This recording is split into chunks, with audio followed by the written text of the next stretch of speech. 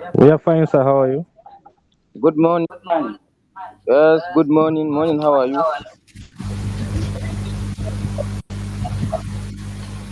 Good morning. Good morning, class.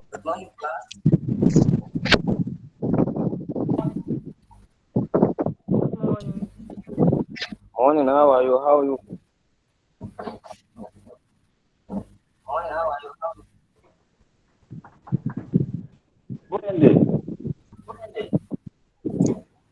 Morning, morning, how are you all? Depends on where you are. Good morning.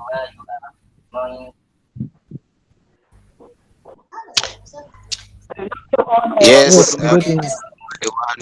Uh, I hope everyone is fine.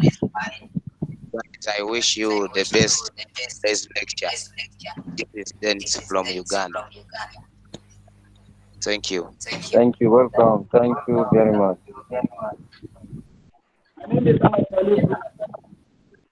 Good morning. Good morning, students. Good morning, learners. Welcome. Good morning, Good Morning, madam. morning, how are madam. you, madam? Hello. Yeah, I think we have comfortable Yes, position. good morning, madam.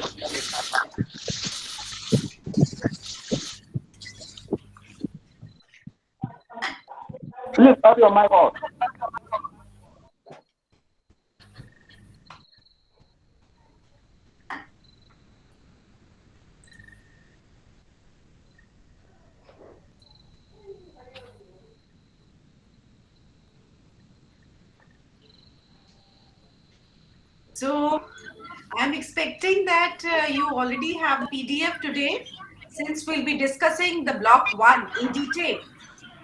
Good morning, everyone. Good morning, madam. Good morning. So you have the Morning, PDF. madam. Good morning. Morning, madam. Yes, we have.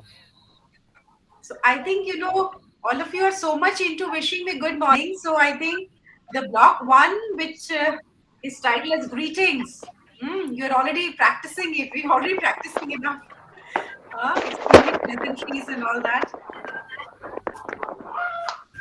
All right.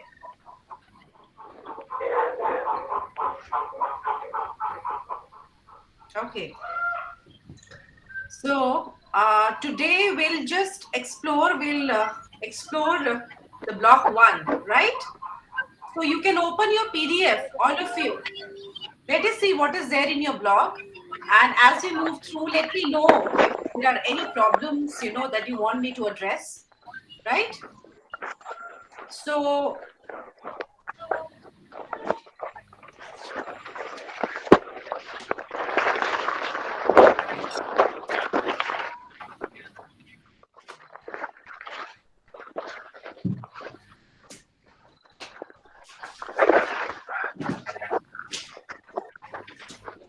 we will also be taking up, like yesterday, I had given you two tasks, which we are going to discuss today, which is 5 new words regarding food and 5 qualities in which you can define your favorite news anchor. Right? We'll take that up later, uh, because they precisely they do not concern this particular block, but definitely it's a part of vocabulary. But first we'll begin with our block, which is right in front of us. Now, this particular block, it has 4 units. Now, if you start with the objectives, very briefly, I had already summarized this unit one, which is starting and ending conversations, and with the level of English that you have, I'm pretty sure that you are pretty okay and comfortable with how uh, to begin and how to end the conversations. Okay. But sometimes it is also that part is fine, but then I think we should also have a better understanding of what the etiquettes are while we are in social setup. What are these etiquettes which need to be followed, and what are the different expressions that we need to use for it, so there I think you can make a visible difference to your to the way that you greet people? Somebody raising hands, is this something very important that I need to address?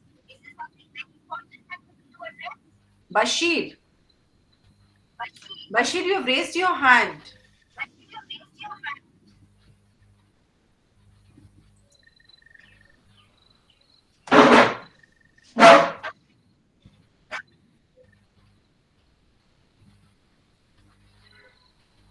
Bashir. And Dennis also has raised the hand. Anything? Anything important? Please put down your hands if I guess this is by mistake, that they have raised the hands.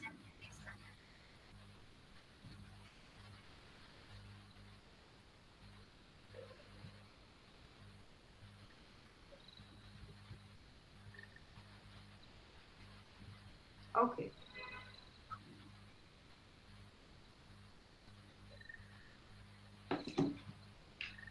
All right.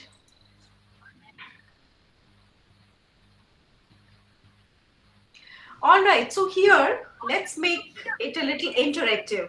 I want to ask, Yazin, who all, and let's be very, very honest, okay? Are you really Madam, nervous when you are in social? Hello? excuse, madam. Yes, Grace?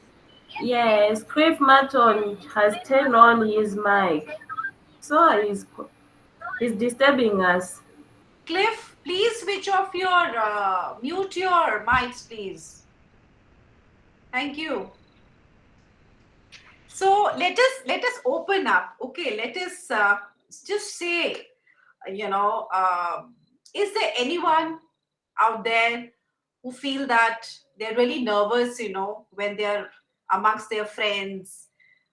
For example, there is a social setup. Okay, there's a friends get together, right?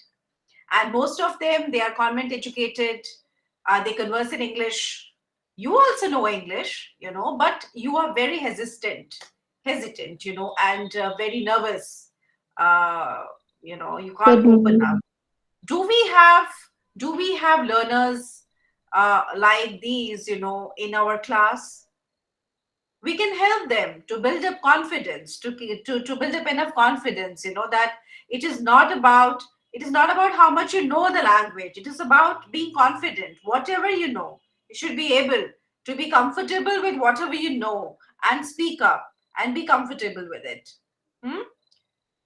Okay, we'll increase the levels. Okay, if all of you are comfortable, then maybe we can slightly discuss, as in, that how to be a little more sophisticated, how to put a little more etiquettes. Okay, and then we'll talk about that later. That's a different level. But do we have friends here, do we have learners here who feel slightly nervous, when they are in a social setup? Come on, just open up. Let's be honest, because anyone can be nervous.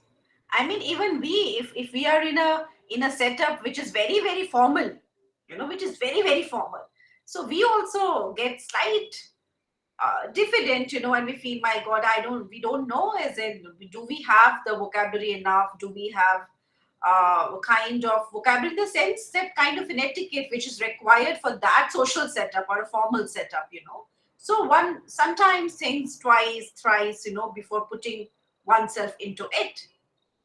Okay, so all of us can have such type situations. It's not that it has to do anything with the level of fluency or proficiency you have. Okay, so we have Felicia here, we have Musa here raising hands, and Davis also. Okay, what do they have to say? Let us share our experiences. When did we feel nervous, um, about not feeling comfortable with how did we express ourselves, in English? And what did we think about it, when you come back and you say, my God, I could have said that, I could have behaved like this, I did not behave very appropriately, I could have said these things. We all have such occasions in our life. So let us share, and learn from each other. Okay, we have Musa? Musa has raised the hands. Davis also. Please come up. We can't be mute listeners in this class. It's a counseling session. So I can only counsel you once you present your problems. I'm just assuming your problems. That should not be the case. Let me have good learners, Come up with your problems so that the counselors can help you. Otherwise, I would say, oh, wonderful. You don't need counseling sessions since you don't have any problems. Huh? Faisal, you're smiling. Yes, ma. Because Salisu, I'm late to the class. That is why I'm just listening. Actually.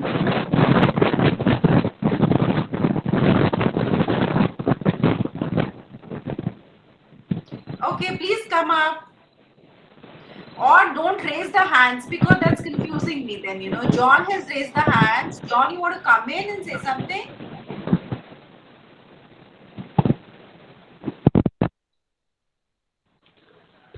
Why are you guys raising the hands then?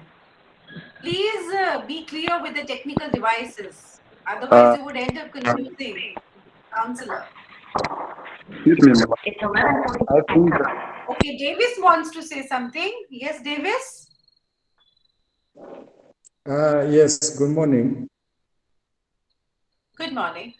I just want to express or rather share my experience as regards to the topic in question. Sure, please go ahead.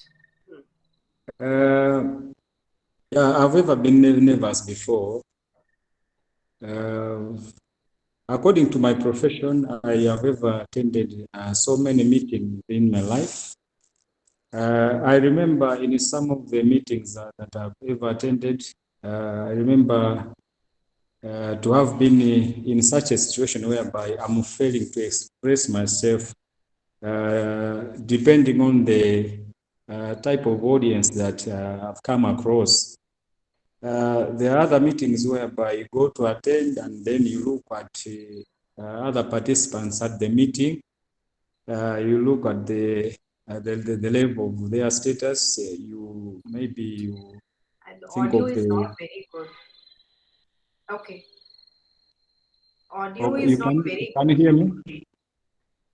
Not very well, Can you hear me actually. now? Okay. Anybody else?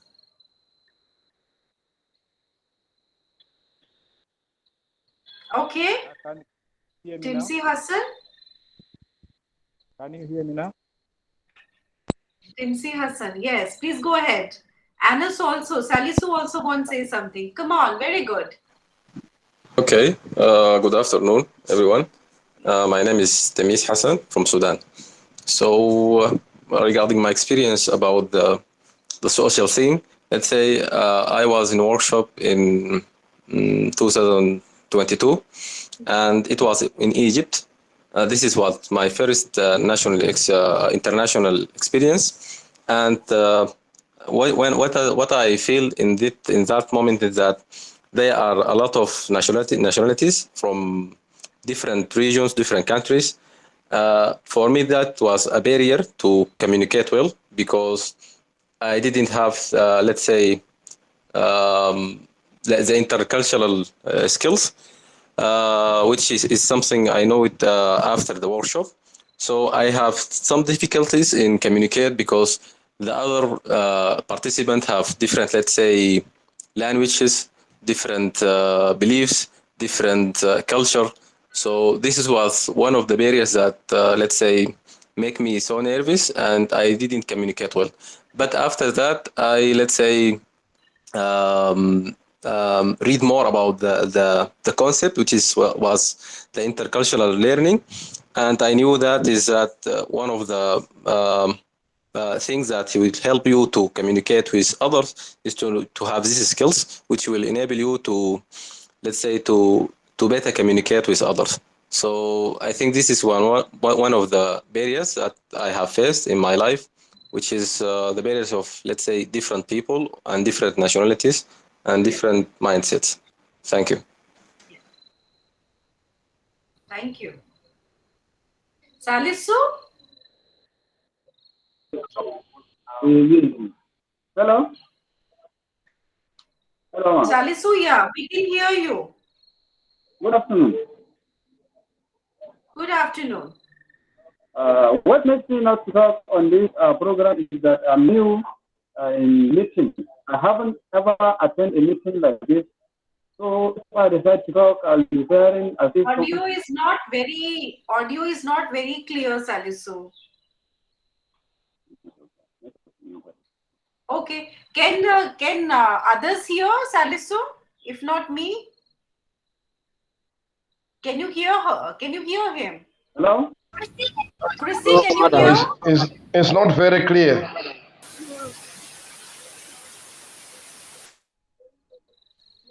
Okay, go ahead then, Salisu.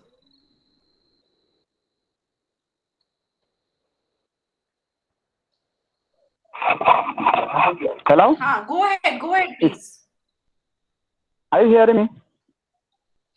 I'm not able Are to you hear hearing me? that well, but the other learners are able to hear you. So go ahead.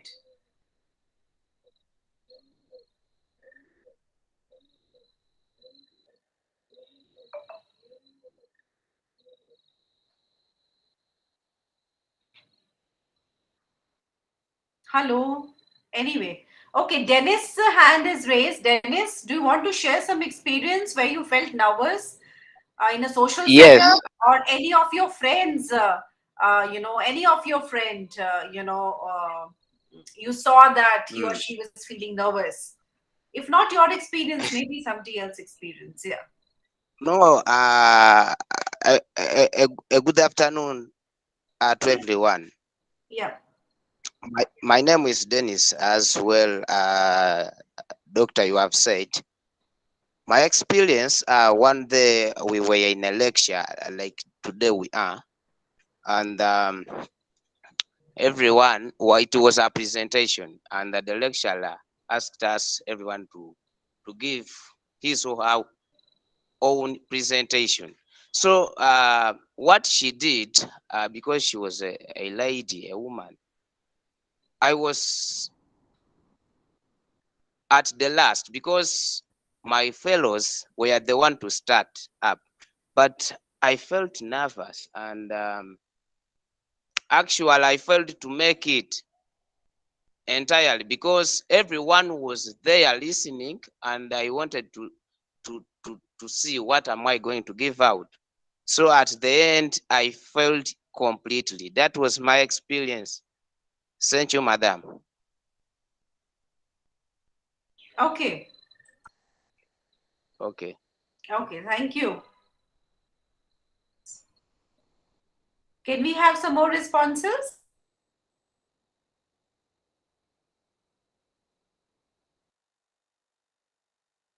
All right. Since the audio quality is not very good, I am not really able to hear much, but I don't want the others should lose out on the pleasure of listening to their classmates. Anyway, so let us move ahead. Okay. Now, here you have a passage by the title of Etiquettes. Sometimes, etiquettes also give you a lot of confidence. In a party, if you have the required etiquettes of how to go about, it gives a lot of confidence. Even if you don't have the knack of the language, okay, if you know the place, if you know how I'm going to behave, there would be men around, women around, old ladies around, young ladies around, if you have the etiquette. See, we talked about, didn't we speak about the non-verbal thing? Non-verbal communication is very important. It's very, it has a lot of communicative intent and content. No? So if you're very good with non-verbal, if you're very good with how you should behave in a particular place, what are the required etiquettes, your confidence level is already very high. So if you have, or if you don't have that enough proficiency in English language also, somehow you make up for it. At least your overall impact is not compromised. This is what I personally feel. Okay, so So having a sense of a language is very important, but at the same time, having a sense of the place, the people, having a sense of your own body is equally very important, right? Now, the etiquettes, what are these etiquettes, Now, these etiquettes basically is a system, you know, is a system of rules that tell you what is polite way to behave towards other people. The rules of etiquette cover such things as good table manners, how to introduce one person to another. Hmm? It's very important how to introduce one person to another. For example, okay, let's take a situation that I am very good with English and I'm taking a friend to a party. Okay, I have the required skills to articulate in English language, but I'm taking a friend with me and I do not have the required etiquettes to introduce my friend to the other person. What is the use of my language proficiency? There is no use. But if I have the etiquettes, isn't how to behave when I'm entering a party, when I'm introducing my friend to the other person. So that etiquettes would make a lot of meaningful impact. Even if nobody will look at the kind of language, maybe I am kind of not very competent, with the language. I'm taking a situation, fictional situation. I might not be good at a language, but I might be very good with the etiquettes. So, language proficiency obviously adds to it. That's icing on the cake. Okay, but it's not everything. So there are many things which is even beyond the competence of the language that one has to focus. So you have joined classes, that is all right. You join classes for being proficient in English. But at the same time, as a counselor, it is my duty to tell you, to remind you that it is not just the language that makes your personality or impact in a social setting or a professional setting. It is also your non-verbal things, a knowledge which is beyond the language that adds to the overall impact of your presence in that particular situation. Okay? So, language cannot make up for all that. But all these things can make up for the lack of proficiency in language.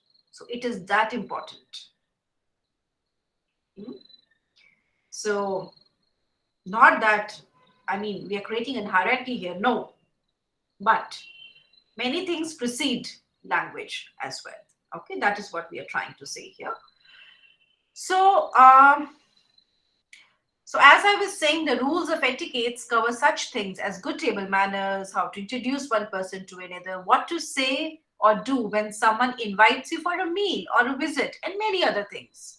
You have to be very generous, very nice, okay, and make the other person feel comfortable.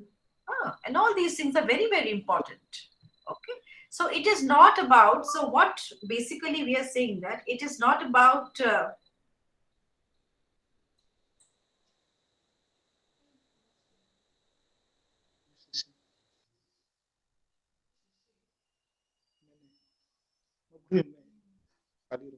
hello. Yeah. So yeah. Hello. Yeah. So some of the rules of etiquettes, they might seem silly to you, okay, because they were 100 years ago. Some people started it, and things were not same as today. But some of the customs and traditions, they are very relevant even today. Okay. For example, we should not hurt each other feelings, and make things unpleasant or uncomfortable for other people. Okay. For example, you have this quality of being kind. So all these things are very important.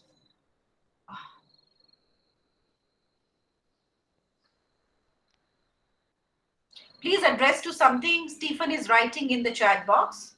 Just somebody address to it, whoever is concerned with it.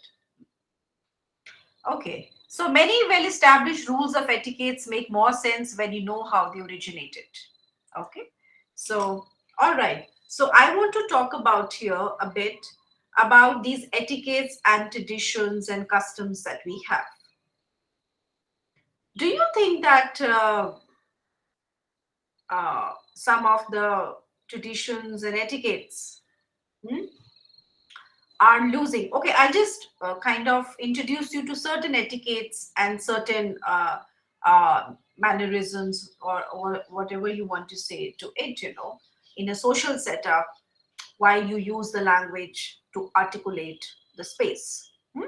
So let us just go through it, and let us see what it is all about. For example, a man tips or lifts his hat as a polite greeting, usually to a woman. In Western countries, because hundreds of years ago, knights in armor raised the visors of their helmets so that their faces could be seen. Now, that is how these etiquettes, they were originated. Very interesting, very interesting. Now, people shake hands because long ago, men held out their empty hand to show that they were not holding daggers or other weapons. So that's how this tradition of shaking hands came in. So all these etiquettes, they have interesting stories of the origin. Then a man walks on the outside of the sidewalk because at one time streets were not paved and they were muddy. And by walking on the inside, the woman would stand less chance of being splashed by carriages. A man helps a woman across a street or out of a car because years ago in Western countries, women's skirts reached to the soles of their shoes and they had to hold them up with their hands and also look down to keep from tripping. And then times and manners, they have changed now, but some rules of etiquette are followed all around the world, especially in formal situations. So it is, however, interesting to know that these rules, even if you do not need to follow all of them. Okay. Now, some rules I'm stating here. Introductions. Okay. Now, always introduce a younger person to an older one.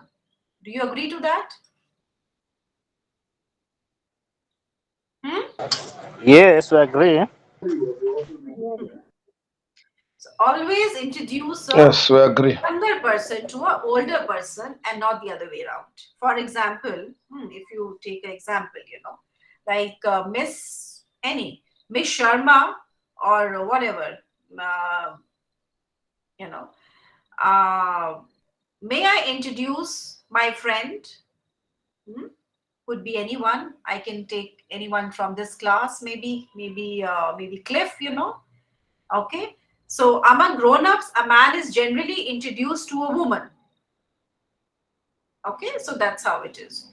So when you are with one friend and meet another, you must immediately introduce them if they do not already know each other.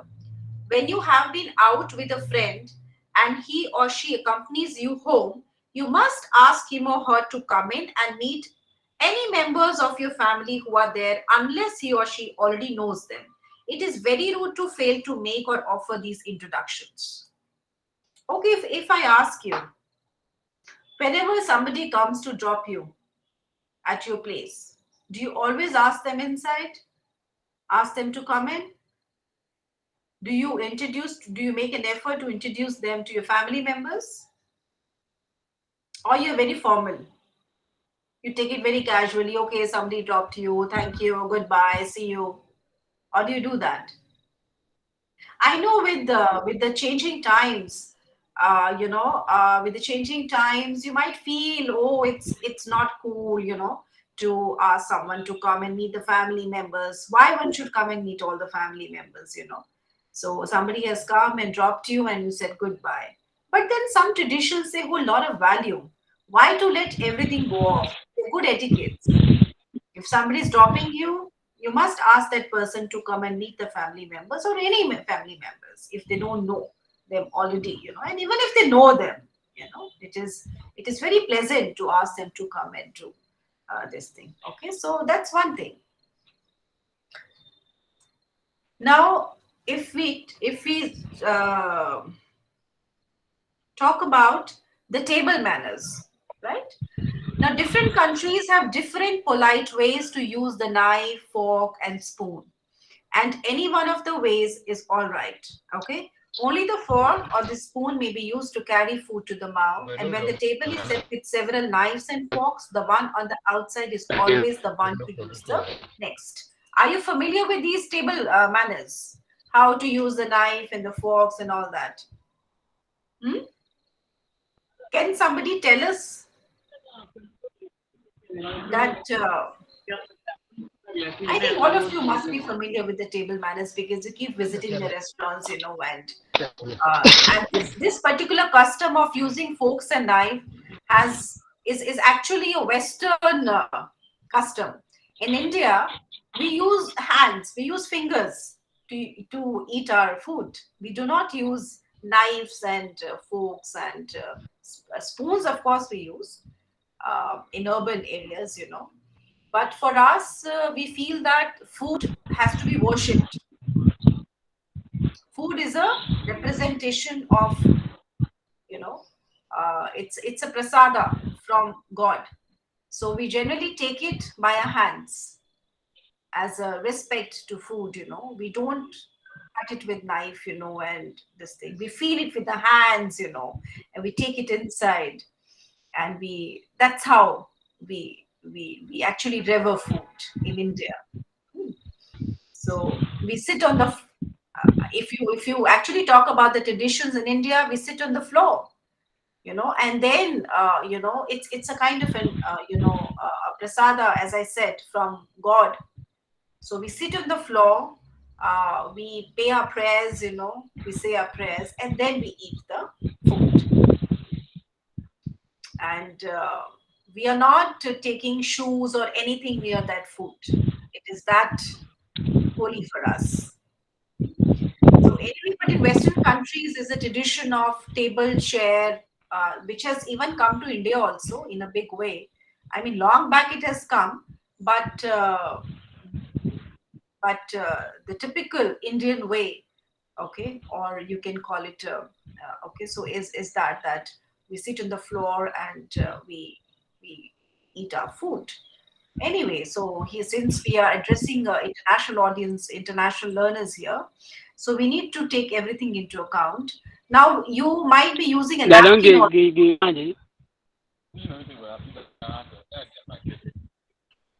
somebody. Somebody has a problem?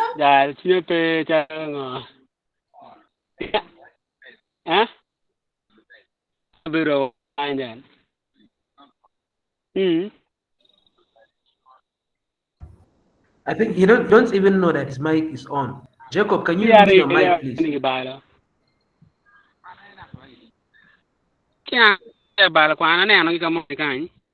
Please mute your mic if you do not wish to say something. Doctor, allow me to talk. Yes, Jacob, Dennis, please mute your mic. Mic. Jacob, mute your mic. Thank you. Thank you. Okay. Yeah.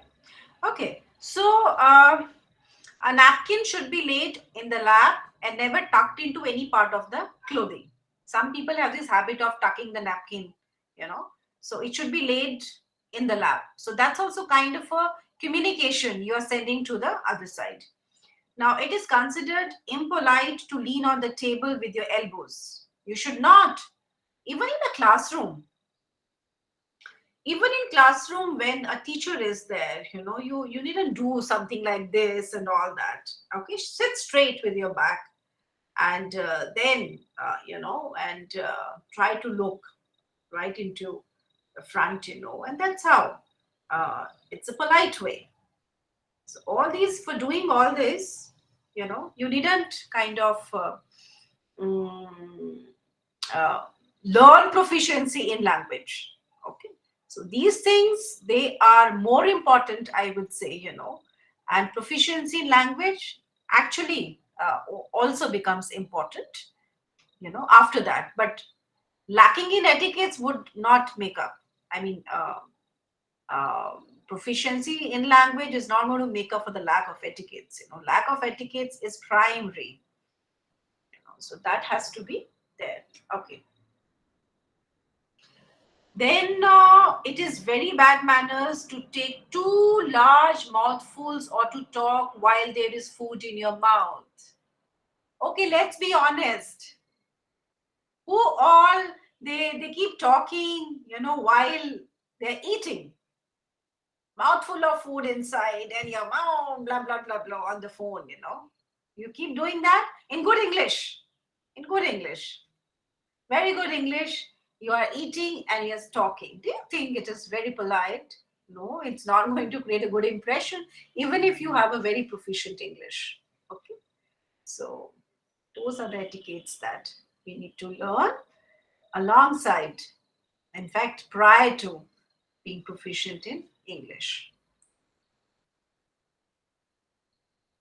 Okay. Okay. So one bite of food should be cut and eaten before the another one is cut. So that's how it should be. So these are some of the rules of table manners. Now, as far as the gifts are concerned, gifts should not be too expensive and too personal, unless you know the person very well. Do you agree to that? Yes, we do. Yes. Agree? Is there some blunder that any one of you committed in your friends? You don't know somebody very properly and you end up gifting something very personal, that might offend also. So those are the communications signals that become more important than your sophisticated English that you had. You gave a gift, in very sophisticated language, you were so good in English in expressing, but what you gave spoke more language, more about what you essentially were. What is not said becomes more important than what you say. So be very, very careful in all these things. So communication, as I keep reiterating and repeating, is about the words, yes. It's about verbal thing, but more important also is the non-verbal part, which you must take into account. And it is very sad also. It is very sad that with the changing times, we have lost touch with the sensitivity of our surroundings. We are so much concerned about the self that we have lost touch with what is good, what is nice, what is beautiful, everything which is seen right in front of our eyes, everything which we can speak has become important. What we cannot see, what we cannot speak, hold not that much importance to us. That is because we have lost touch with our inside, with our souls. We are more into what is seen. We really don't believe in what we do not see, what we can feel. So therefore, I mean, society is becoming very insensitive these days. Very insensitive. We are more concerned about the technical part of it. We are not concerned about the human part of it. The human part, if we are concerned about the human part, then you can convey your communication without even words. Do you think your mothers actually need to be told how you are feeling? No, they know it. They know it. A mother can know when the child needs a feed. They know it. It's because because they have never ever required a language for communication. The non-verbal signals, the touch of the soul, the feel of the soul, the knowledge of each other is magic. It doesn't require any language. And it should not just be between a mother and a child, it should be with everyone. Your friends, whether you are in a social setup in a party, everybody should be sensitive to each other. Whatever levels of communication you have, how does it matter? As far as you're behaving like a good human, as far as you are with etiquettes, as far as you are respecting traditions and customs, why you should really bother about the sophistication of the language that you have? That's such an ornamental thing to wear. So the more important is connecting each other on a human level, being humane to each other. These are the traditions and values that are never going to lose their luster with the passing times, no matter which generation it is. They're going to be valued. When you meet your friends, okay, do you actually, your old friends, school friends, old chums, when you meet, you actually meet with them like, okay, let me see how good communicating English you have. If you have the one that I have, then only I'm going to connect with you. Otherwise, no. So, confidence, being kind, being humane, respecting traditions, having a knowledge of them is something which is very important and goes a long way in giving you enough tools and methods to get proficient in the language that you want. What is this message in the chat box? I didn't understand. How is the lecture going? What does that mean? Are you not able to hear my audio?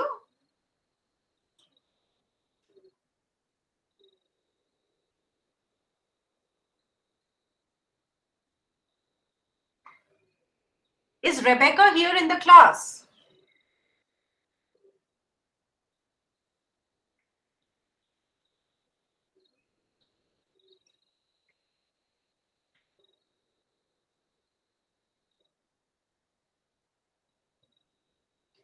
Is Rebecca here in class?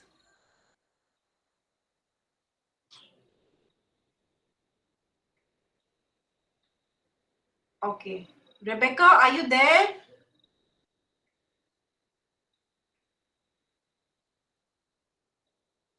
Have you joined? Have you been able to join, Rebecca?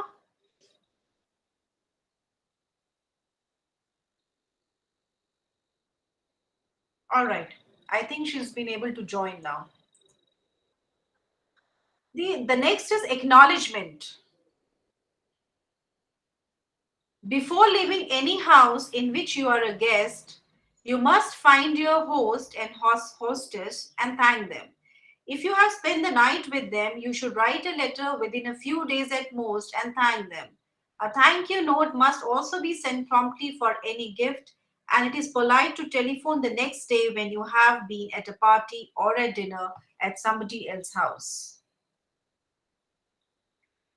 These are such nice gestures of communication, and they make up for the lack of proficiency in your language.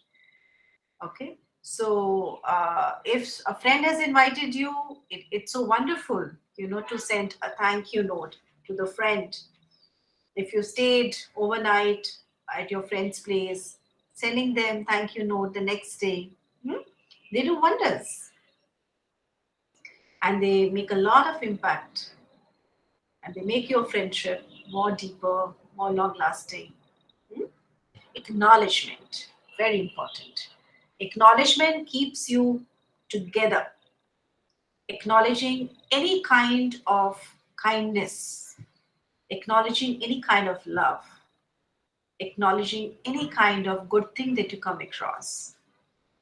Acknowledgement of all that brings people closer in society and makes world a happy place to be in.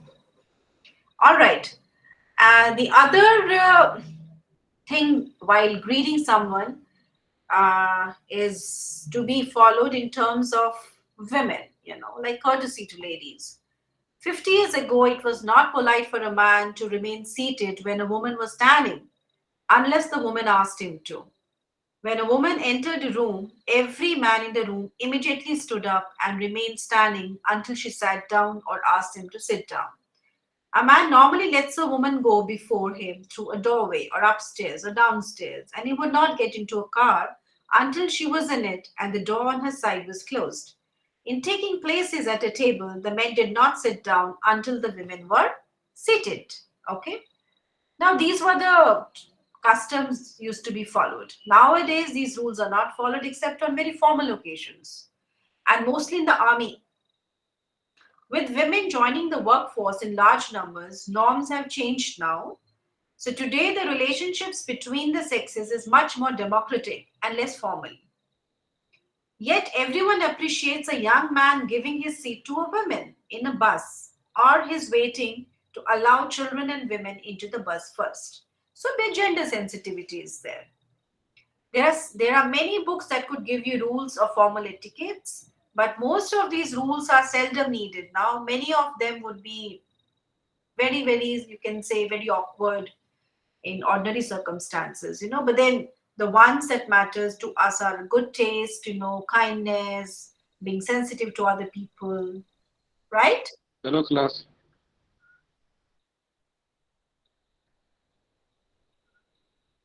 Is there anyone to say something? Because I'm not hearing anything and no any visual activities going on. Salisu, what do you have to say?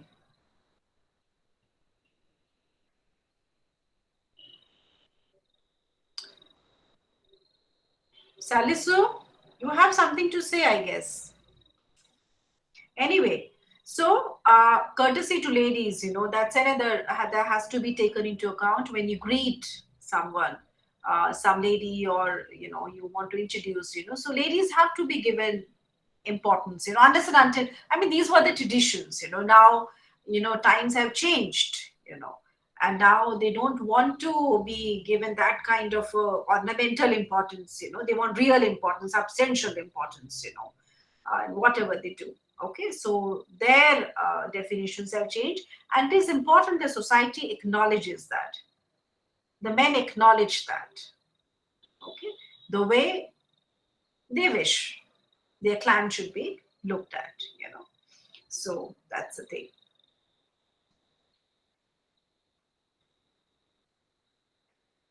Now, I've gone through this comprehension on etiquettes, and in your booklet, there are some fill in the blanks, true and false regarding it. Why? So that you can understand on your own how much you've understood from it. Okay, so that's your testing for this thing. And then you have question and answer from that, I would give you one question, okay, from the matter, that I've just discussed, and I would need your responses from it, right? You can note that down. I can type also in the chat box, and I would need quick responses. I would not take more than 4 to 5 responses. The question I'm just typing.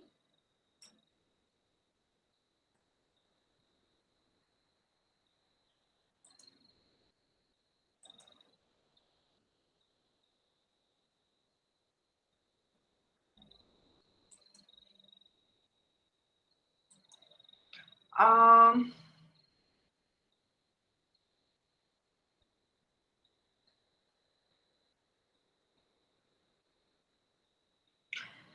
how should introductions be carried out, and what expression will you use? That's my question.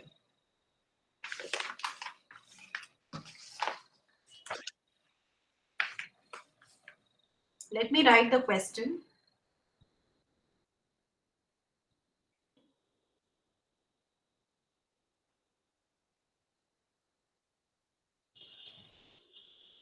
How should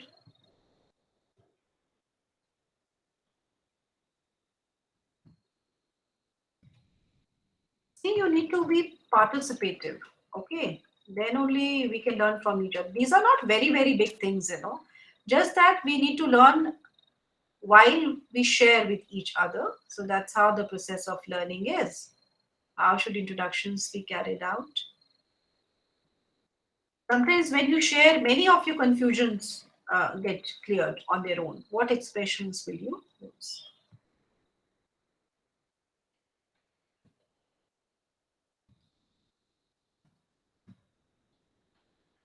All right, so I've typed the question here since there was a requirement. Madam, please type the questions also. All right, so while I take quick responses, 2 and 3, 2-3 responses I will take. Faisal has raised the hands. So meanwhile, the rest of you, see, you have to participate. I'm making it very clear, these are not lectures. These are counseling classes. You don't expect a teacher to lecture for 2 hours. Okay, we have to counsel on your problems. You have to present your problems and then we are counseling you. But that's not happening, you know.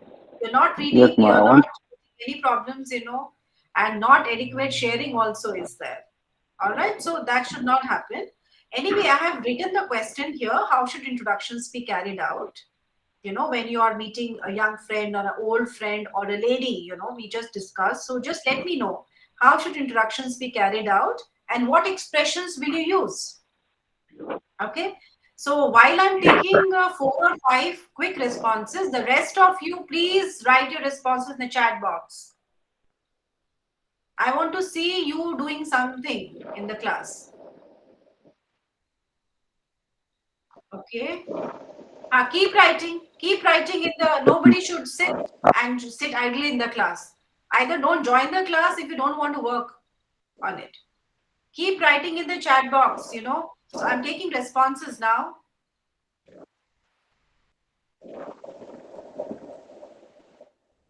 Yeah. Please raise the hands. Faisal, you want to say something? Yes, yes, ma. My question is about the table manners. What are the table manners that would usually generalize on each nationwide? For example, like here in Nigeria, what are the interrelation between our table manners and the Indian table manners? That's what I want to hear. All right. So who's going to throw some light on it? Table manners in Africa. Yes, ma'am. Sabu has raised the hands.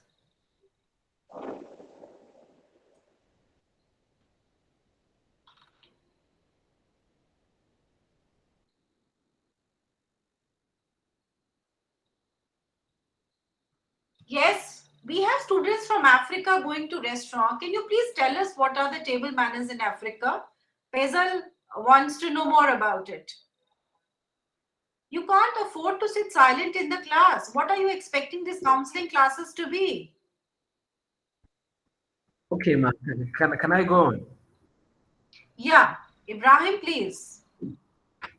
Okay, so table manners in Africa or Nigeria to be specific is one, when an elder person and the younger ones are sitting in a table, the younger ones should not start eating unless the elderly people have started eating or put their hands in the food before they start eating. And it is a moral, it is a table manner here in Nigeria that the younger ones should not leave the table before their elder ones. So if you are in a table together with your elders, with your parents or siblings, or whoever it is that is above you, you cannot leave that table or leave the food there unless the elder person has left the table. And yeah, this is what I have from my own end.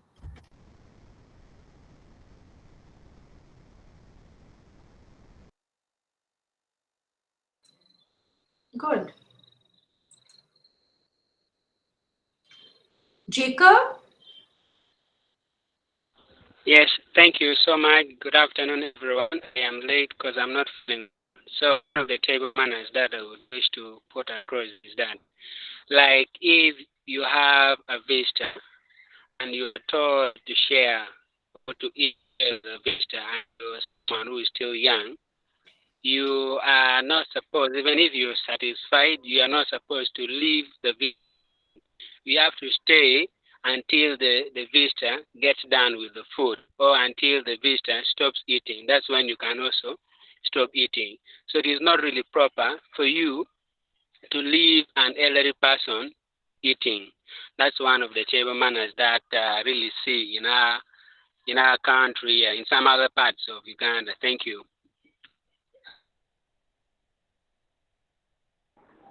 Thank you. Who wants to come in now? Rashida? Yes, ma'am. Good Please, morning. please go ahead. Yeah, I think the table manner for the part of Nigeria can also be different. Even though we are Nigerians, they can be different, but we have something in common, which Your is audio is not very clear. Can we you are. hear her? I can't hear her. Hello, can you hear me? Hello. Somebody needs to say whether you can hear her or not. Hello. Go ahead, go ahead. Hello, can anyone hear me? Yeah, we can hear you, yeah. Wow. Yes, we can hear you well. Okay, ma, what I was saying is, okay, thank you. What I was saying is the table manner in some part in Africa, some parts can also be different from the other. For example, in my own part of Nigeria, we are not used to using all these cutlery like the fork and knife and the likes. We use just spoon. Only if you find yourself in a fancy restaurant, you'll be given spoon. You'll be given the fork and knife to eat. So we eat mainly with just spoon, and also we eat with our right hand. That is very important. We eat with our right hand. And here, in my own part here, you can be young, you can be old, you can eat. Although you are not to eat too fast, you are not supposed to eat your food in a hurry manner. But you can, if you are younger, you finish your food before the older ones. You are allowed to leave the table. You are allowed to leave the table. That is my own part here. We don't have to necessarily although you are not supposed to start eating before everybody, you can, but if you are opportune to finish your food earlier before others, you are allowed to leave the table. You don't have to necessarily wait for everybody at the table to finish their food before you leave. That is for my own part here. Thank you. Thank you. Davis, you want to say something? Yes, Doctor. Yeah, Doctor, thank you so much. And I would like even to thank my fellows. Table manners in Africa, specifically for me, I will talk about the eastern part, that is East Africa. Eating well standing is prohibited here in Africa. I don't know whether in the western part, for them it is okay, but for us in Africa, it's prohibited. Then another issue I would like to raise is about, it's just a addition to what my brother Jacob and Fraser have just raised back. It is about the issue of elders are highly respected when we on table, because the younger ones are supposed, it is actually, it is not, they are not even supposed, but it is a must for the younger ones to respect the elders when they are on table. That is the only two concerns I'd like to raise for the interest of time, so that I can even leave space for other people to contribute. Thank you, Doctor. Yeah. Thank you. Thank you. You're welcome. David, who wants to be the Salisu? Do you want to say something? Say something. Yeah, please go ahead. We here in Africa, mostly in northern part of the country, our table manners are, firstly, if you want to eat food in the table, you do not have to wait for anybody to come before you eat. But the manners are as follows. You sit down on the floor, bring your plate near to you and hold it with the left hand and use the right hand to eat. because to eat with the right hand is prohibited. We here, before you started eating, you have to pray, and even after eating, you have to pray. This is our table manners. I think this is what I can contribute. Yeah. So, Stephen wants to say something. Yeah, please. Stephen, Sydney. Yeah, hello. In Malawi, mostly the table manners are done in the way that the elders are the first to wash hands, and the younger ones are the last to wash hands. And the younger ones, they pour water for the older ones to wash their hands. And then from there, the older ones are the first to pick food from the communal plate, putting in their individual plate, and the younger ones becomes the last. And that is to say, the younger ones are supposed to wait for the older ones up until they also finish their food before they leave the place, so that they remove all the utensils that have been used. And you are not allowed to speak when you are eating. Those are some of the table manners that we use here in Malawi and the part of Africa. Thank you so much.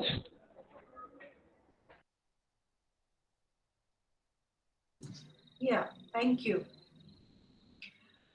We would like to hear Sydney. She hasn't spoken as yet. Sydney and Hassan. Hello. Hello. Can you be on video, please? We want to see you. Okay. Yeah.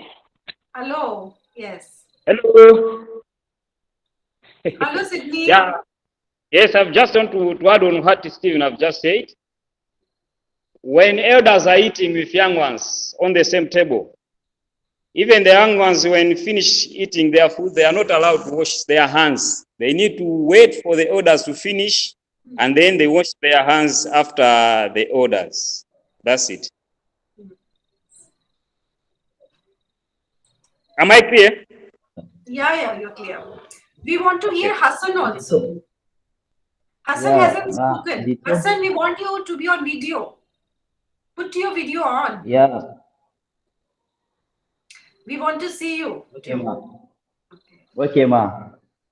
The table manner here in Nigeria, especially in the northeast part of the country, when the family are set in the table where the people take the meals during this, the children, the younger ones, we used to hold the plate of what we are deflate, because in respect to give respect to the food in order to balance this.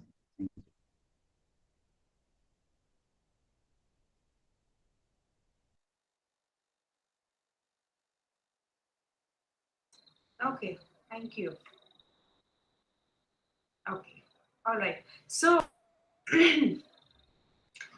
let me just introduce you a few samples of greeting. Okay.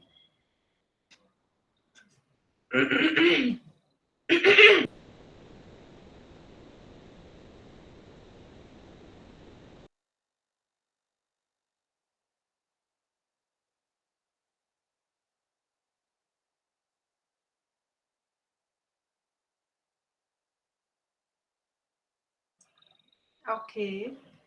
So starting a conversation involves making people feel relaxed and comfortable. You may have to start a conversation while welcoming visitors. And when you don't know others at a party or a social gathering, you may have to start a conversation also. So starting a conversation involves three steps. One is greeting, when you greet. The second step is introducing yourself.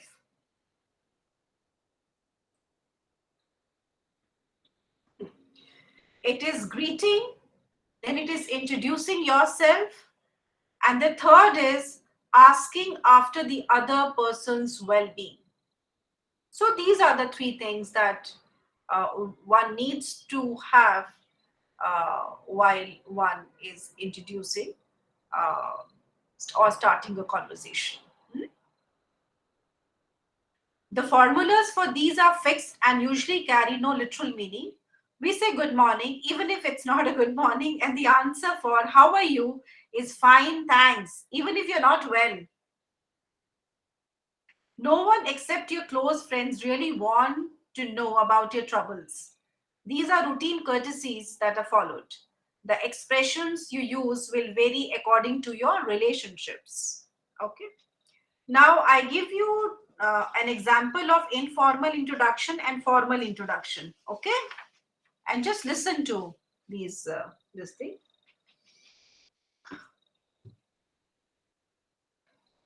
Informal introduction. Renu. I'm just taking hypothetical characters. Okay. Like for example, Renu. Have you met Geeta? Geeta, this is Ahmed, a friend of mine from the office. Geeta, hello Ahmed. Ahmed, hello. Nice to meet you. So this is an informal introduction. An example of formal introduction. Mukti. Mr. Parekh, may I introduce you to my husband Subhash? Subhash, this is Mr. Parekh, our manager. Mr. Parekh, how do you do? Subhash, how do you do? Okay. So that's how a formal introduction has to be there.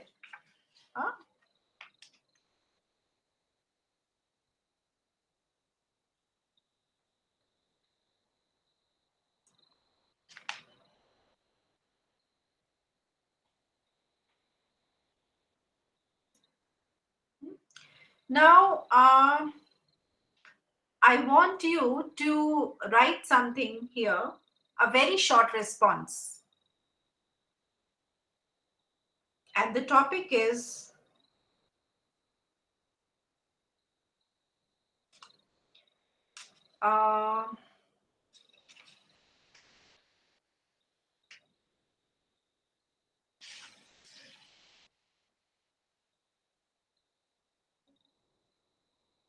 all right.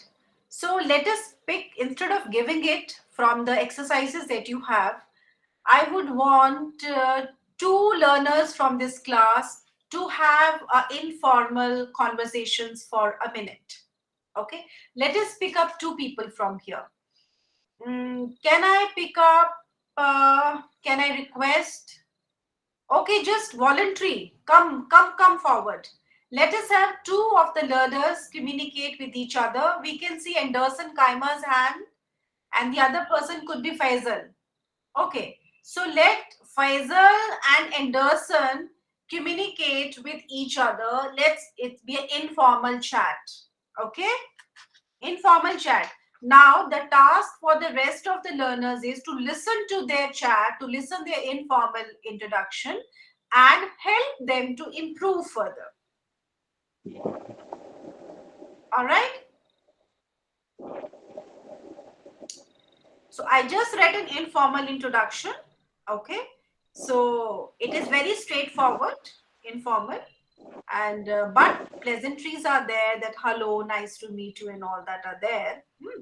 All right. So we begin with Anderson and Faisal, informal introduction. They are meeting for the first time in the class, in the online class. Let us see, what they talk. Okay. And the rest of us should listen carefully. The teacher is not going to tell, you have to tell them whether it was a good informal introduction, and not many suggestions, only one suggestion which you think can be said. I will take 2-3 suggestions, that's it. Okay, Faisal and Anderson, now it's all yours. We are here to listen to your informal chit chat. Hello. Come on, start now. Anderson can begin with the info with the conversation, no? Hello. Hello. How are you doing? Faisal, say hello. Good afternoon. My name is Faisal Abdullahi from Nigeria. How are you? I can't hear Faisal properly. Can you hear Faisal? Good Hassan, can you afternoon. hear him? Hello. Good afternoon. Good afternoon. Good afternoon, sister. How are you doing? My name is Faisal Abdullahi from Nigeria. My How name is about Aisha? How about Aisha in your area? Come Hello. again. Hello. My name is Faisal Abdullah from Nigeria. Mm-hmm. Hello. Hello. Okay, my name is Anderson Jema from Malawi.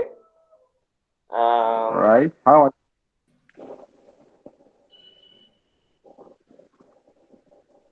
I don't get you. Yes, go ahead. Come again. Okay, fine. My name is I said Anderson Jema from Uganda Malawi, and Sulema. yes, How are you doing? I'm Guys, good doing great. morning. And how are you? I said my name is Faisal Abdullahi from Nigeria. Do you usually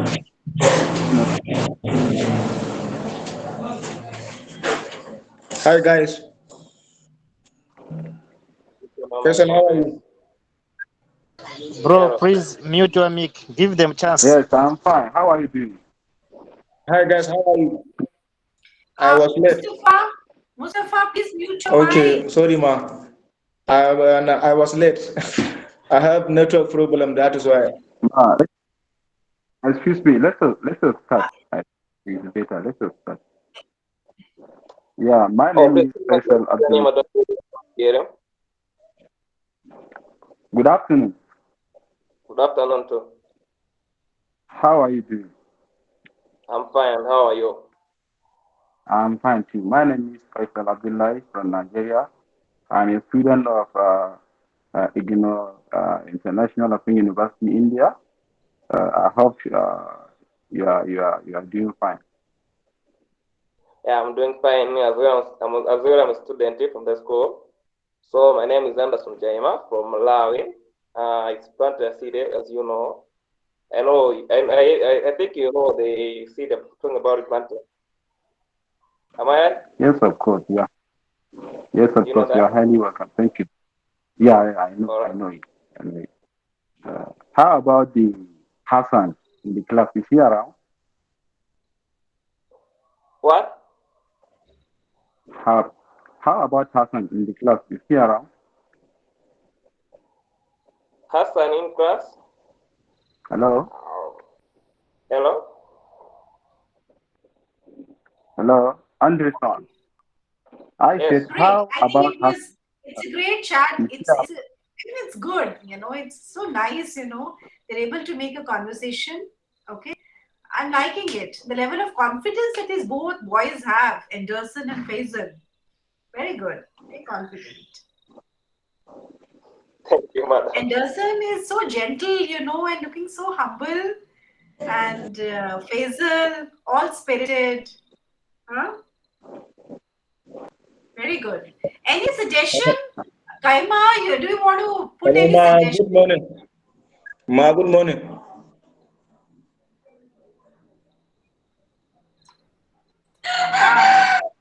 Ma, good morning. Anyone who wants to give any suggestion? Ma, good morning. I was late. I have network problem in my area. That's okay. You don't want to disturb all of us, and say that. I don't know what is going on. I am coming now. We've started with block 1. Okay. In detail, greetings and goodbyes. So Anderson and Faisal, they were putting a very nice role play of two friends getting into informal into chit chat, and the other learners had to suggest how they can improve. So it was a very good one. You entered then. You must have heard also. I would request one suggestion which you can give to them from the learners. I'm not giving. You have to figure out. Hassan, Kaima.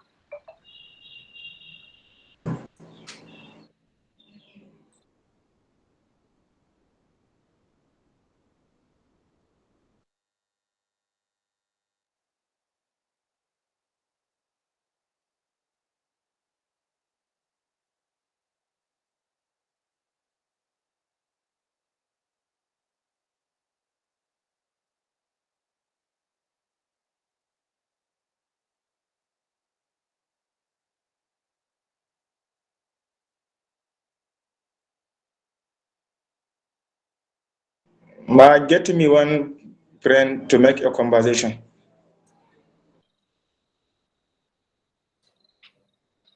Hassan, you want to give some suggestion? Nobody wants to give any suggestion. Huh? What are we here for then?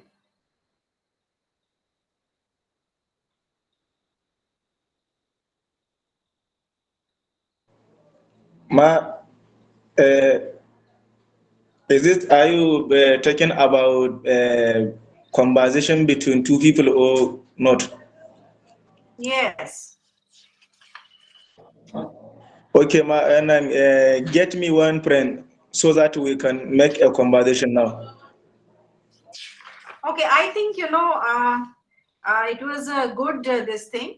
And to begin with, and maybe, many more. And I did not give them time also to develop their conversations.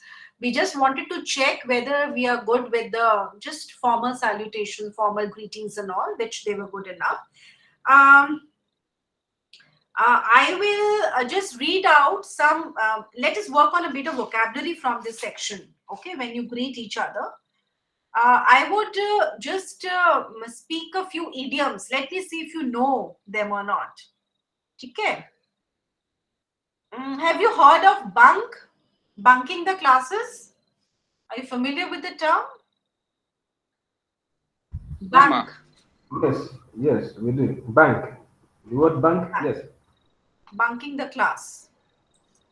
Bank in the class. No, ma. Bunking the class, no.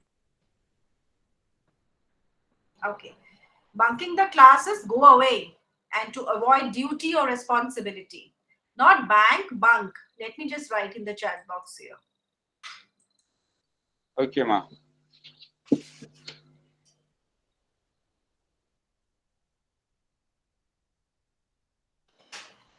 Bunk. Okay. Are you familiar with the idiom spread wings? Spread wings. You want to spread wings? Do you want to spread wings?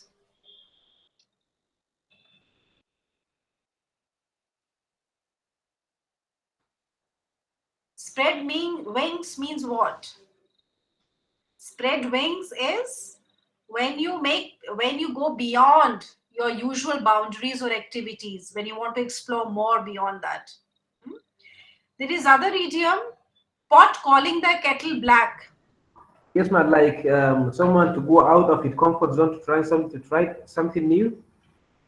Do you mean something like someone to try something new, go out of his comfort zone in order to explore more in something new he haven't tried before or something he's not more familiar with? Yeah. Okay, Pot and for calling the kettle black. What does that mean?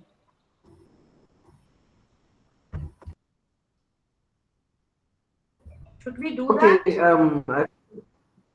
Pot calling the kettle black means that finding fault within a yes, person when the speaker has the same defect. yes, ma. Like When you are suffering from the same defect and you say that the other person is suffering from that defect, that is calling I'm not able to take responses, I'm sorry, but I'll take that, when it's actually very much required, because otherwise we will lose on certain things which I want to share with you.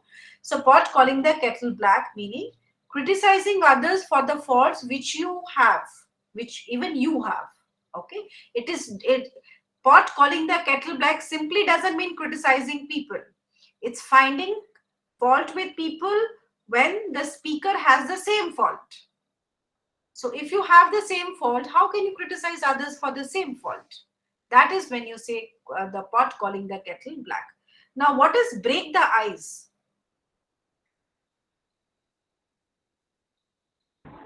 What is breaking the ice? Revealing the truth. Is it Like, taking something like, and breaking the ice, or is it something else? It might be revealing the breaking truth the ice. or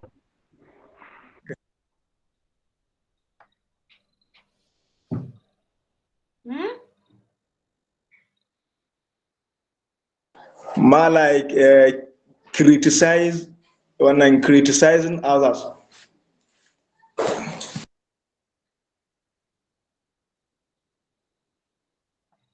Breaking the ice, yes. Breaking the ice is make people feel comfortable by cracking a joke, or by kind of creating situations, that make them relaxed and not nervous, like or like in the beginning of the class, I started on a note which can break the ice amongst us, I started with some small things, so that you're comfortable in the class, and so that's how making the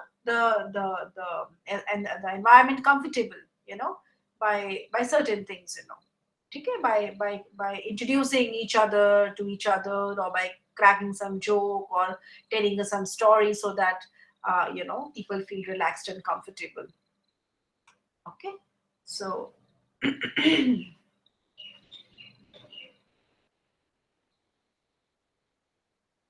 okay, now with along with these greetings, goodbyes are equally important. Hmm? Now farewells or the goodbyes. Now I'm going to read out few dialogues where these goodbyes, greetings also and goodbyes also. Okay, you just listen them, and you have a pen and paper ready. You can jot down if you like something, hmm? Or just listen carefully.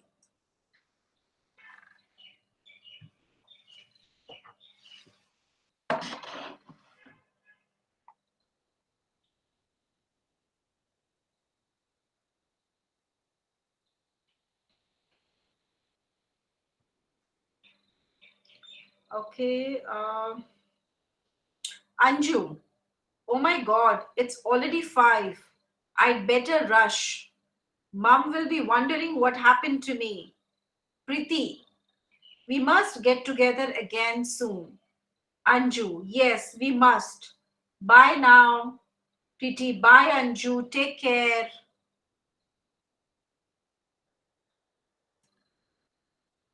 Okay. Another set. Mr. Martin. Well, that's all for now. Shall we call it a day? All. Yes, most certainly, sir.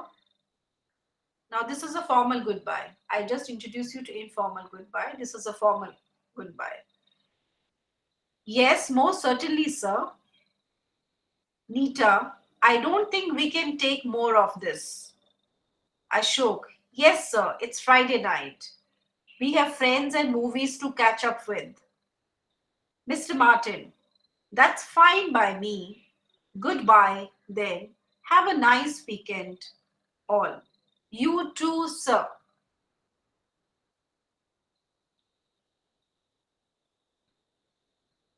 Another informal uh, greeting and goodbye.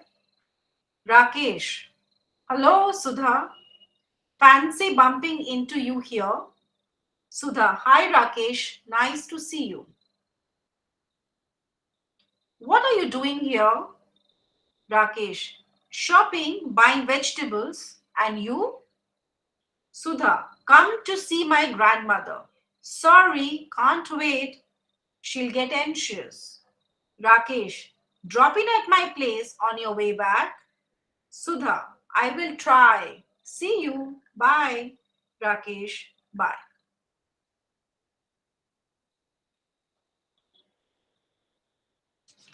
Another formal. Now greeting and goodbye. Maria, good evening. I am Manisha Karthik from Net Challenged, Bangalore. Are you Jack Stevenson from Toronto? Mike, no, I'm Mike Watson from London. Maria, oh, sorry about that. I have made a mistake. Good night, Mr. Watson.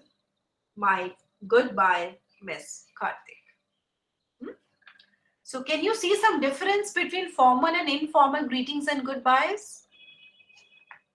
Yes, ma'am. And you also must have observed, contractions. We were talking about the contractions, like I am contracted to I am. I'll just write here in the chat box what I mean to say.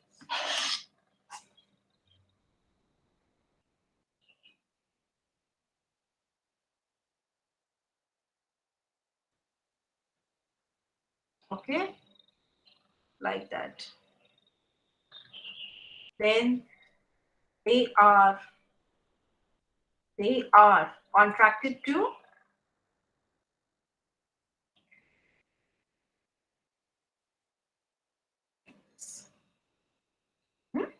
these are contractions we use.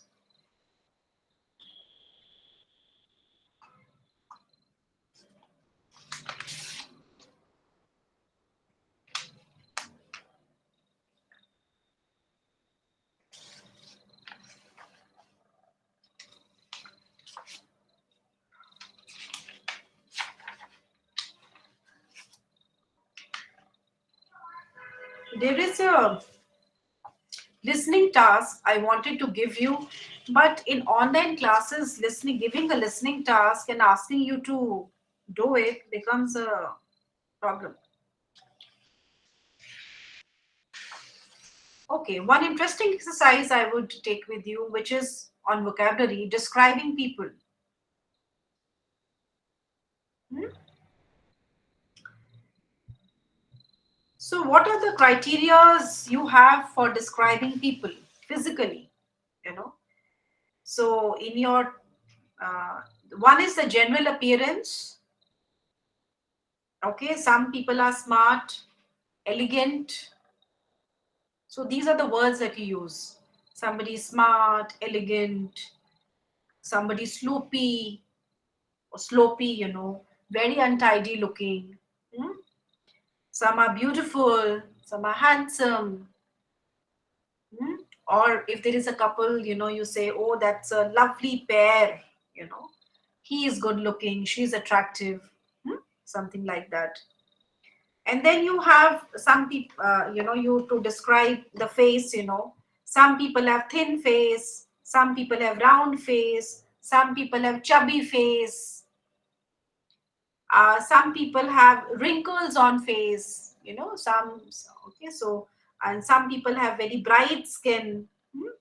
And as far as the hair is concerned, some people have long hair, some people have straight hair, some people have curly hair, some have crew cut, some are bald, some have receding hairline.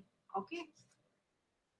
Regarding height and build, some are tall, short, medium height, plump or stout, a bit overweight, slim, obese, thin, fat, stocky, well built.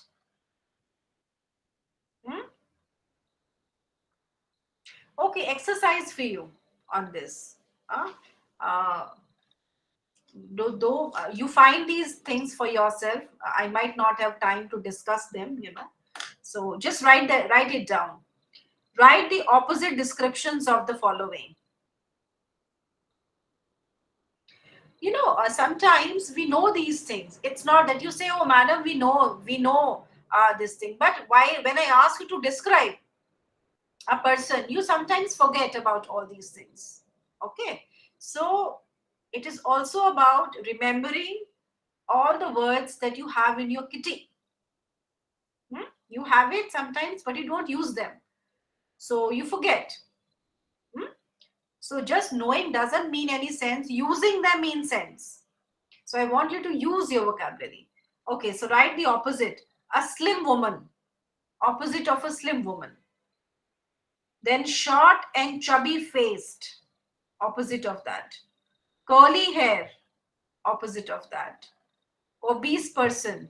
Opposite of that. A well dressed man. A smart and elegant woman. Then good looking. Opposite of good looking. Opposite of handsome. It could be anything. I mean, obviously, I mean, whatever makes sense, not anything, But sometimes, like you see someone and you say, oh, he is not handsome. But do you have a word of not handsome? Maybe you say that usual looking man with a general appearance, Anything. You should have a word for it. Okay. All right. So we move on now.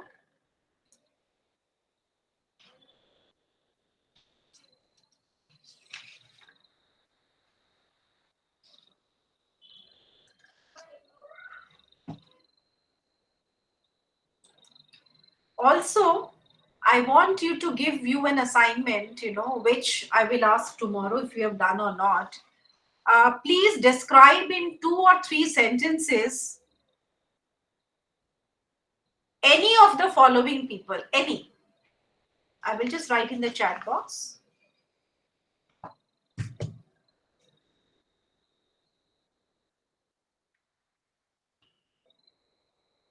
Please describe in 2 or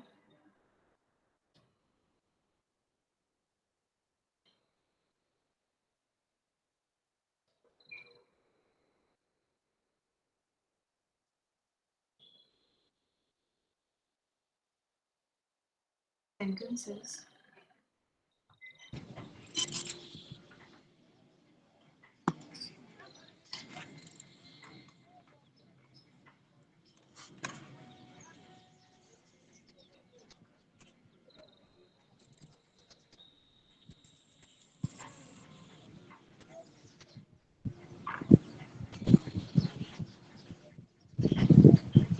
Following.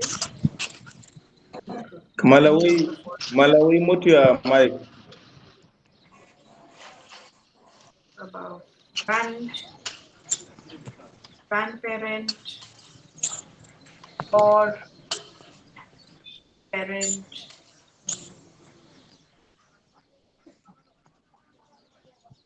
or best friend,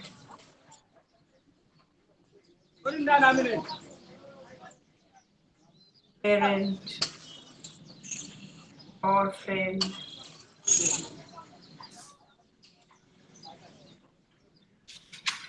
or yourself, or a neighbor.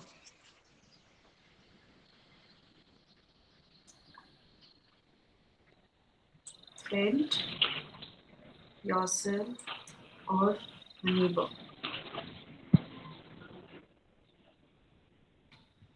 Or neighbor. All right. So this is an assignment. I'm jotting down here. Describe. I'm going to ask tomorrow.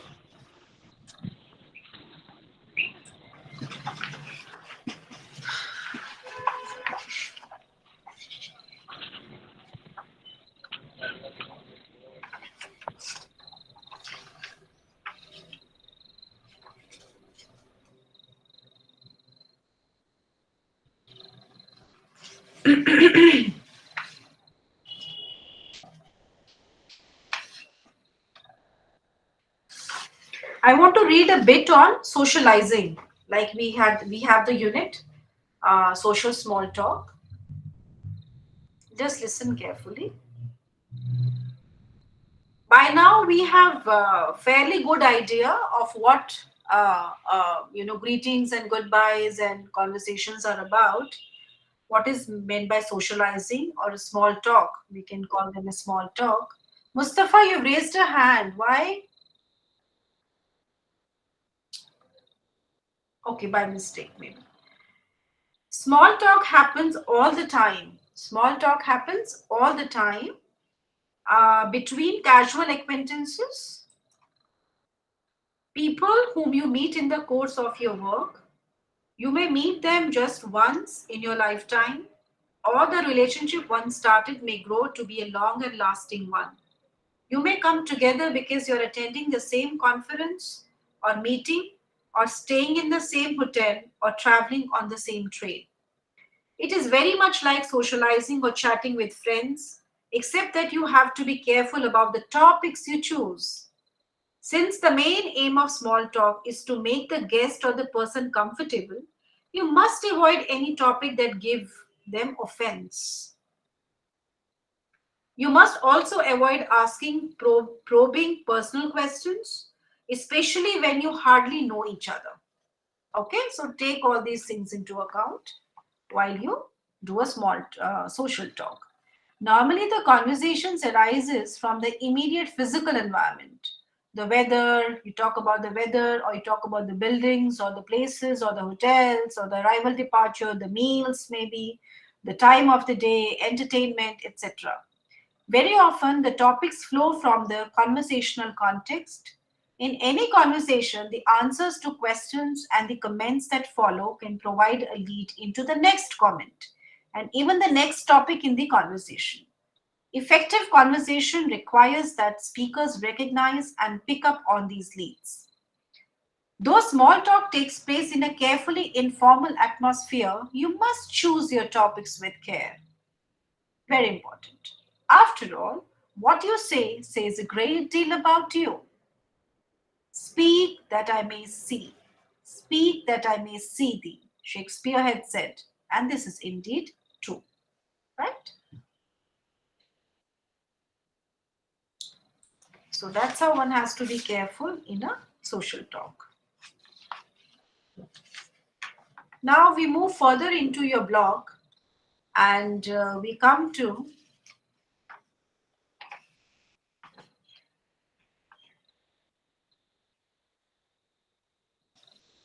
the unit of feelings.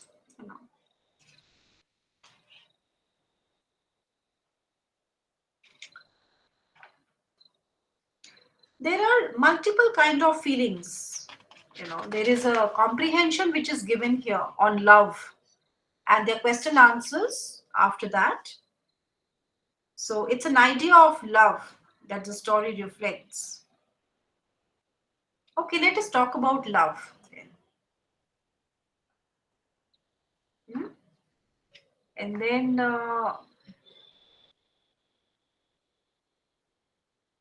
you have a group of vocabulary given here which are related to positive feelings and negative feelings. Okay, we'll come to that. We'll talk a bit on what is this feeling called as love.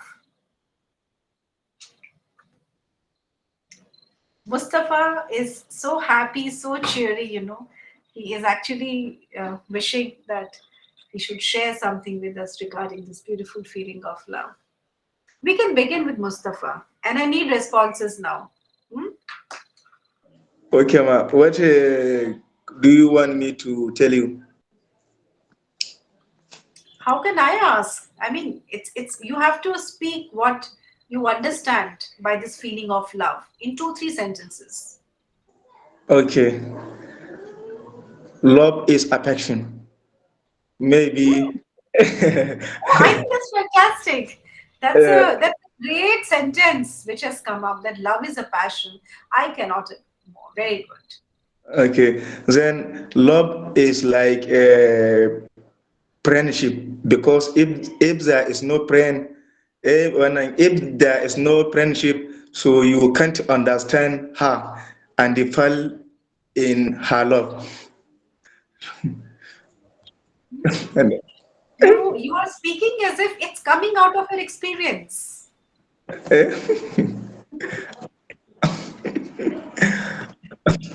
Huh? coming out of some real experience, Mustafa, you can share with us. We all are friends here.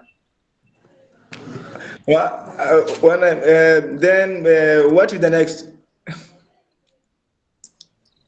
I think you want me to tell you what I little know about love. So Thank love is you. okay. Okay, thank you, ma'am. Wonderful. Thank you.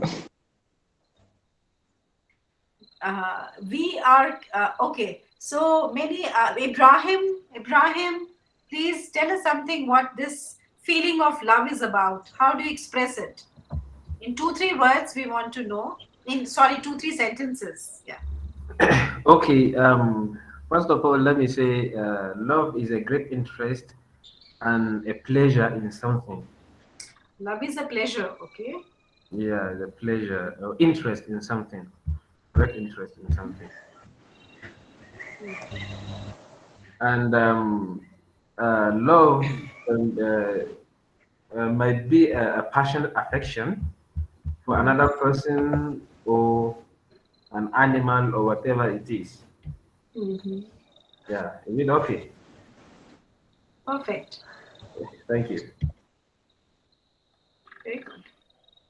All right. Faisal, Yes, ma'am. tell us.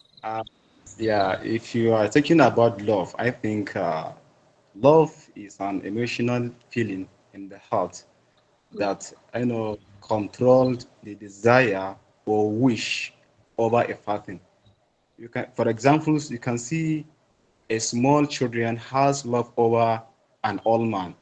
An old man has love over a small children. For examples now, uh, as I'm talking right now, I have love over what we are doing right now because that is an emotional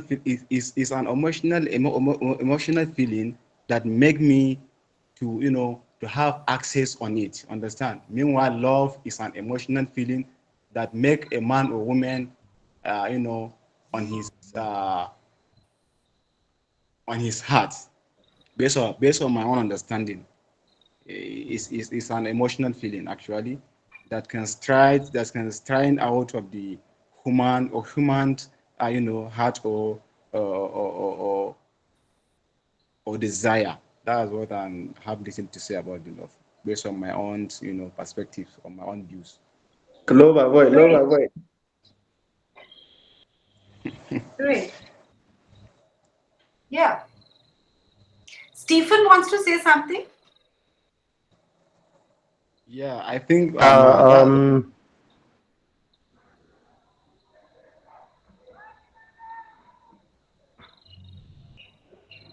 Go ahead. love Go is, ahead. is an emotional feeling, and it's an emotional feeling of being part of each other. That is talking of love that involves a girl and a boy, or a man and a woman. That emotional feeling of being part of each other, that is filled with desire and the affection and the being part of the solutions to the problem for each other. That is what I believe it is love. Thank you. Thank you. Wonderful responses. Sabo is here. They haven't spoken before. We would like to take his response. I'm assuming that Sabo, if he or she can put the video on. Yes, ma. Yes, tell us, Sabo. Love is a great interest and pleasure in something. Okay. Great. Rehema Namuju, please talk something about love. Okay, thank you, ma'am. I'll be different from others. To me, love is to suffer, love is pain, and love is to sacrifice. To me. Oh my God. Okay. Yes. Thank you. That is love. That is not love. No, what? Just a sec. Rehema said love is pain. This is what she said, na? if I'm right. Yes, ma'am. It is. Love is pain. I agree. Yes. I agree, Rehma. Krahama, you need to prove your idea. Rehma says love is pain. Okay. By the way, you should Can I say please something? What look. John has to say about it. Can I say something, ma? Ibrahim Ma, wants to come in. ma, Yes, yes. ma, Okay. she, So, when she let must me prove her let, idea. okay. First of all, when we talk about love, I think everybody here is talking about the human relationship between man and woman or a guy and a lady. But in a broader terms, love can actually be in between human and animal, human and places. Someone may love a certain area, he might not love a certain area of community. So actually, because some people here have suffered in a relationship between man and woman or a guy and a lady, so they are just expressing their feelings or their understanding based on the way they comprehend it or suffer enjoy it in their own way. But love actually is not act. There is what we call like. There is what we call love, interest, and passion. These are different things. You may, if you are passionate on something, you will never let it go. It's a passion, and you will keep having it for the rest of your life. But when you love something, there's a time that that love may drop. If you're not passionate about it, it will completely go down. And if you like something, sometimes in the future, a time may come when you will not like it again. So love actually is something that is emotionally controlled by either how you perceive something, either human, animal, a place, or a device, or whatever it is. So I think this is just what I wanted to add because people are misinterpreting what is love in the broader terms. Thank you. Agree. Very good. Absolutely. I agree. But I have one suggestion, Mahmoud. Mahmoud, do you hear me? Yeah, I can hear you. Go on. I'm here.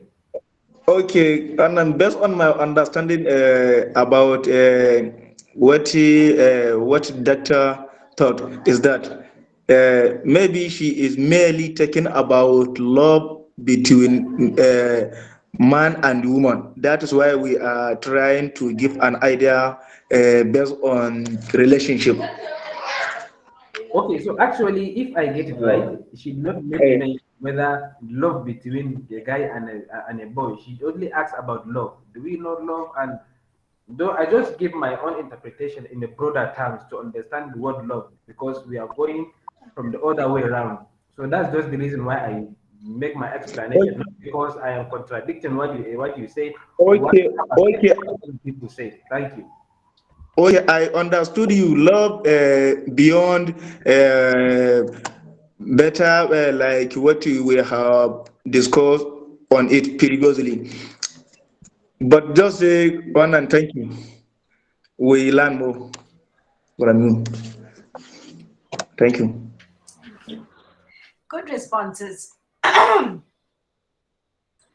All right. So,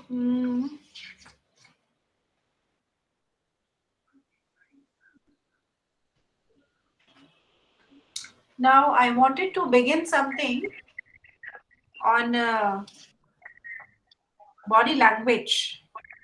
Okay. Okay, I'm going to ask you something. Just give me your responses.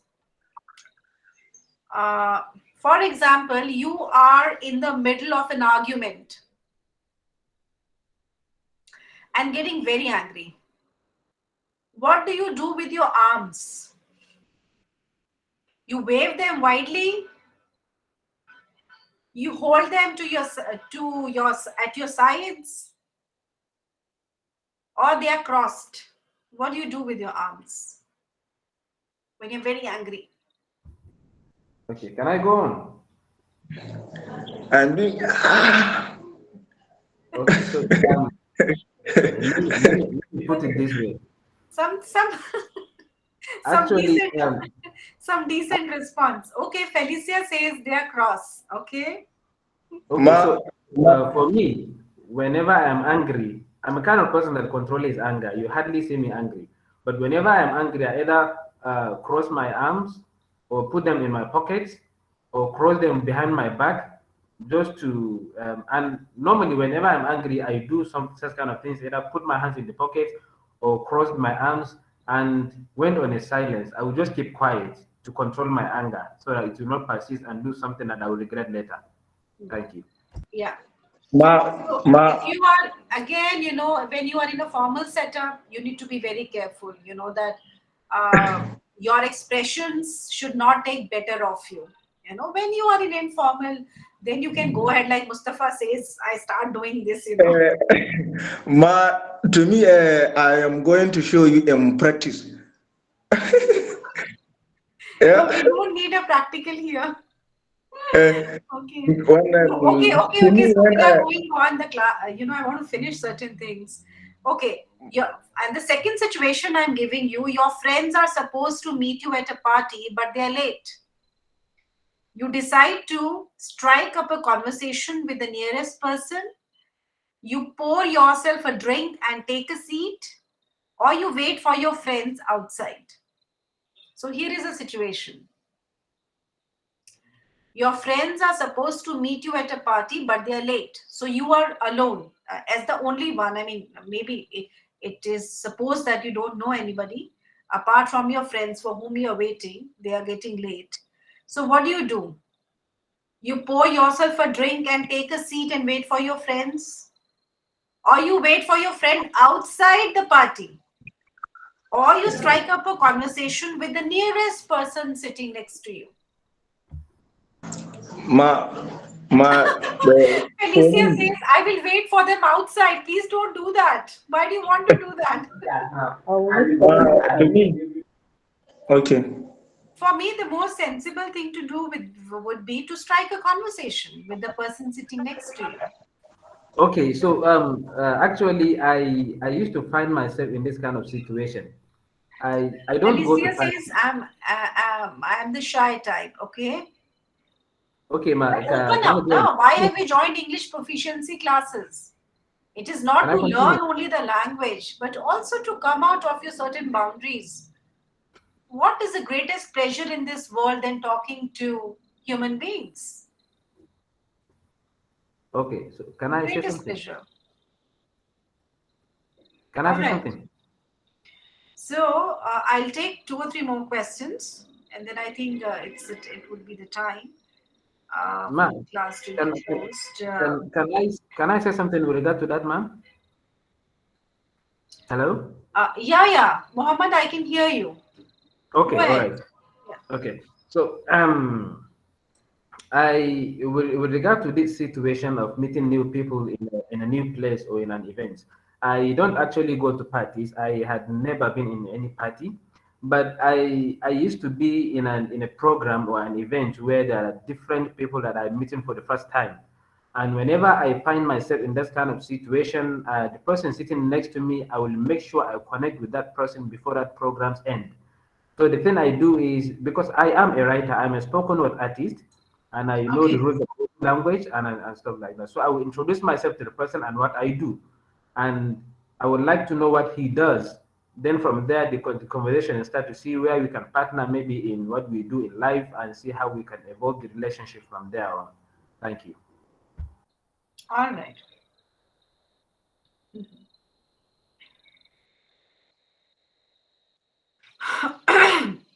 Okay. So another situation, when you are in a crowded place, for instance, a shopping mall, how would you describe your walk? Will it be slow, looking at everything, a Ma, medium pace, ma, stopping only where you need to, or fast, getting what you need and leaving? So this is also basically why I'm saying these sentences is to give you ideas about which you haven't thought about. In a mall, when you walk, whether it's a slow walk, a medium pace, or a fast walk, and why do you do that? Okay, so giving you words to articulate. So why are you slow? Because you're looking at everything. Why medium pace? Because you're stopping only where you need to. And why fast pace? Because you're just getting what you need and then leaving, right? So that's another kind of a situation. Ma, we are not seeing you. Yeah, Mustafa, any problem? Yeah, we are not seeing you. You disappear. Yeah, it's okay. It's working now, right? The video is working now. Okay, so quick. Kaima hasn't spoken today at all. He should speak something. Yeah, I will speak. Don't So, worry. In what 2 do you minutes do in time, a I'll talk. mall? Is it? Sorry. What is your usual thing? In a mall when you go, is it very focused that I have to quickly buy a thing and just disappear from the mall, or is it very slow that you look at everything and I beg enjoy the window shopping? What you call? What do you do in a mall?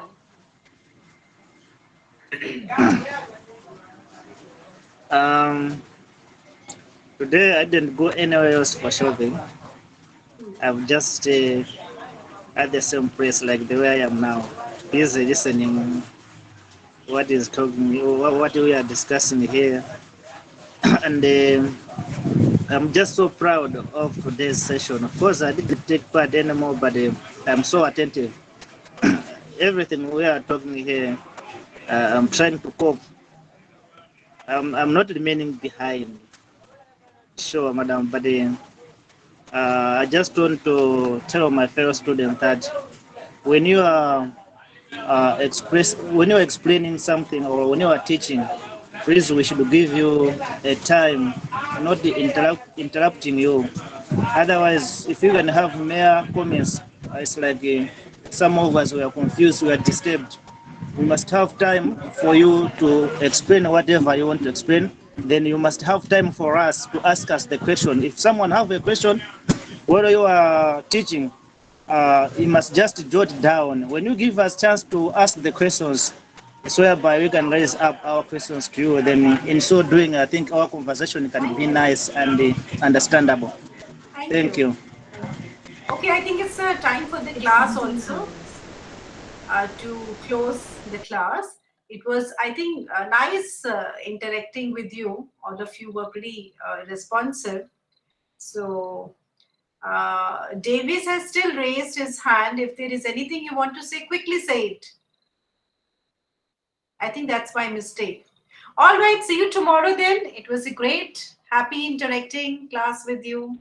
See you. Bye-bye. Thank you. Bye. I'm hungry. Thank you, ma. Thank you, ma. Maybe God bless Nigeria. God bless India. Thank you, ma. Thank you.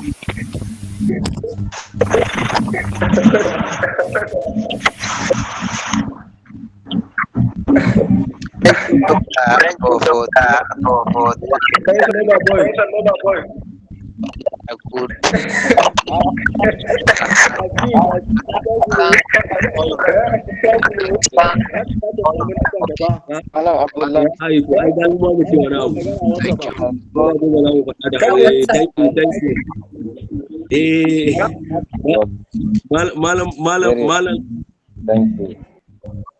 Malam Bahawi.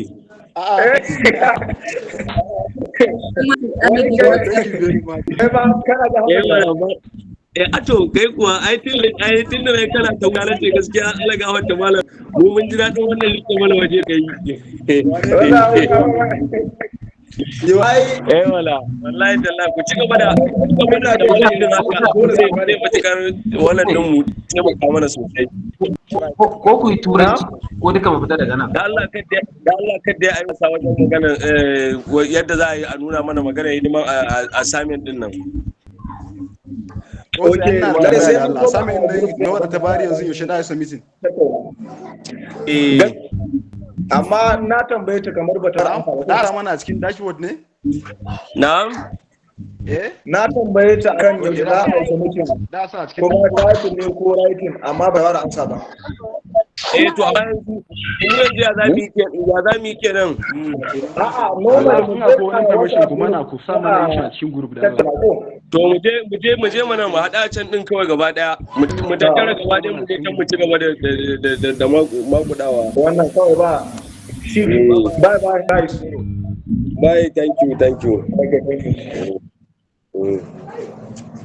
To wannan ya ake a haɗu a wannan makaranta? Aji ne gashi nan. Yanzu